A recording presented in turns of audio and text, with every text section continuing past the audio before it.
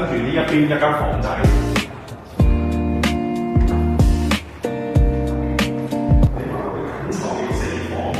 佢又幾少人喎，做到咁嘅主人間，面臨720度轉角位全綠地玻璃，定價錢性價比好高。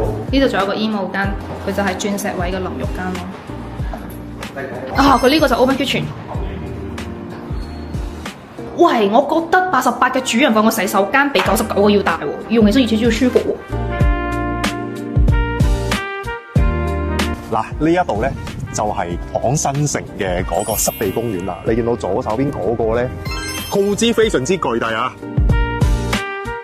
我見到個公園真係好鬼大喎，而且呢個片區咧唔止一個公園，3、4個咁嘅公園，地方夠大嘅。嗰邊仲有一個仲大過呢一個幾倍嘅公園。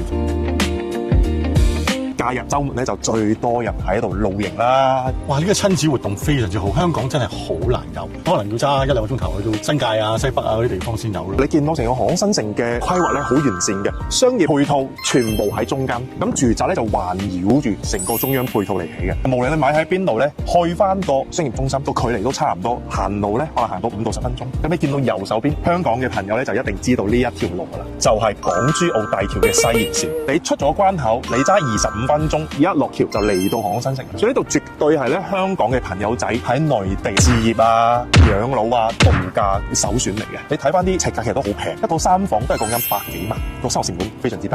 所以我覺得呢個係一個好好俾香港人咧嚟呢度移居啦、退休養老啦。